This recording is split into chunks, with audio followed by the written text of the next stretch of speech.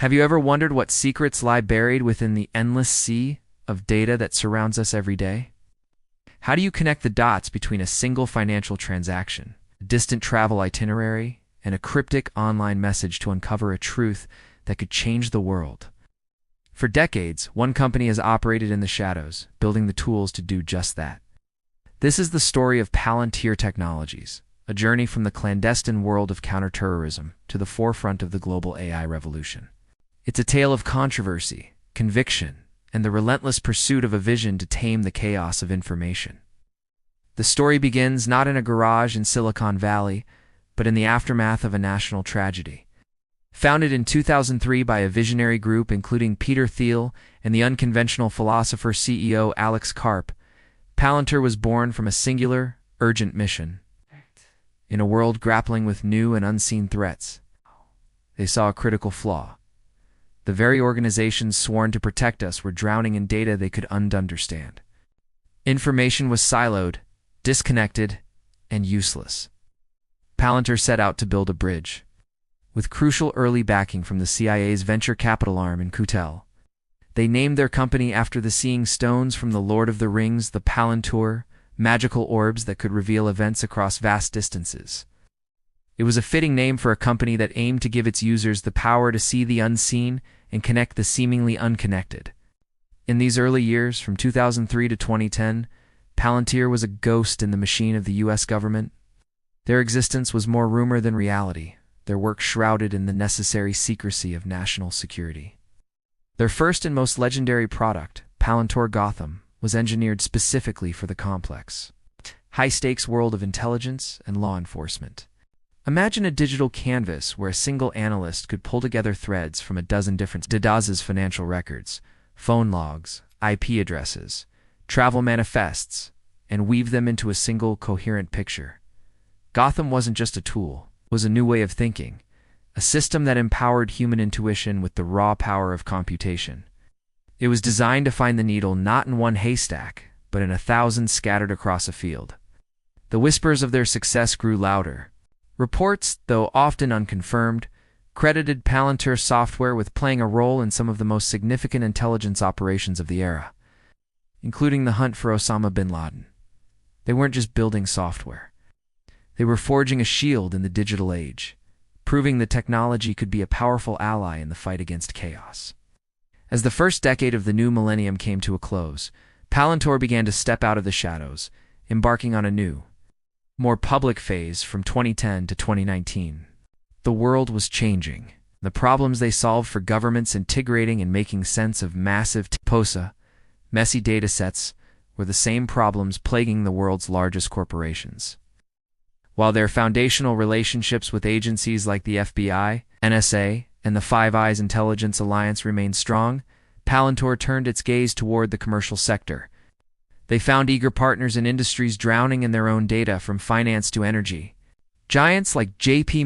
Chase began using Palantir's technology to hunt for insider trading and fraudulent transactions, applying the same pattern-finding logic used in counterterrorism to protect the integrity of the financial system. To meet this new demand, they developed Palantir Metropolis, a platform that would later evolve into their commercial flagship Foundry.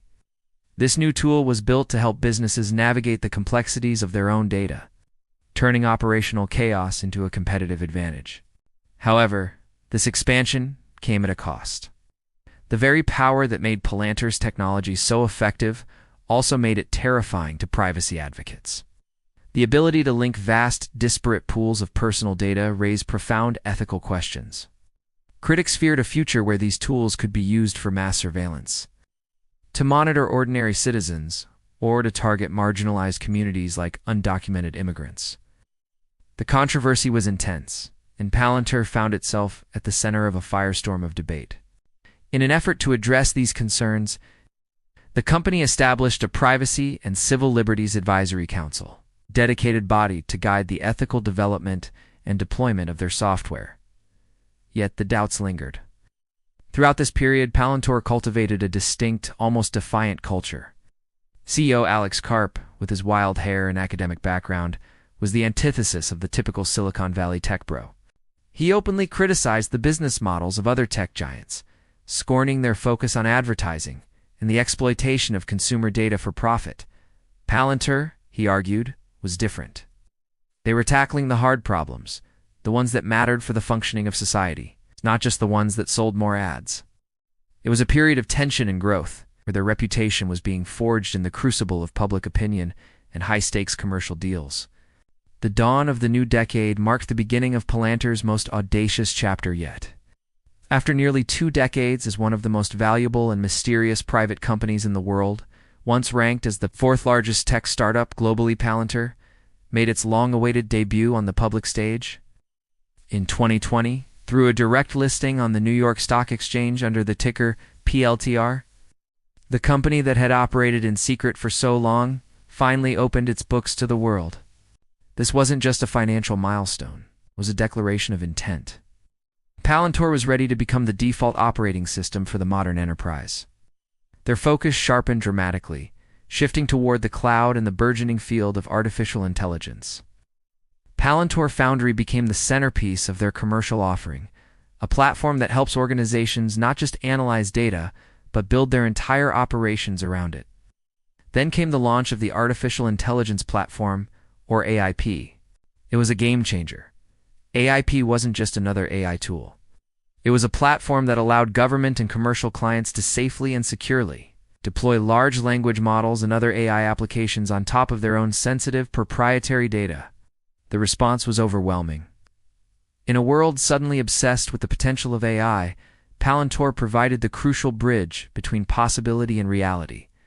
This strategic pivot began to yield tangible results. After years of prioritizing research and development over profitability, Palantir achieved a significant breakthrough: consistent GAAP profitability. This milestone signaled to a skeptical Wall Street that their long-term vision was not just ambitious, but viable. They were no longer just the government's secret weapon. They were becoming an indispensable partner for any organization looking to harness the power of AI to transform its operations. From the quiet corridors of intelligence agencies to the bustling floor of the New York Stock Exchange, Palantir's journey has been anything but ordinary. It is a story of a company that dared to tackle the most complex problems, that weathered storms of controversy, and that held fast to a singular vision. They began as a secretive tool trusted by governments to bring order to chaos, a digital seeing stone for the modern age. Today, they stand as a public company at the vanguard of the AI revolution, empowering businesses and institutions to unlock the hidden value within their own massive datasets. Their path was not easy, and it was not without its critics. But it is a testament to the power of a bold idea and the perseverance required to see it through. This is the story of how a company built in the shadows stepped into the light, forever changing how we see the world and our place within it.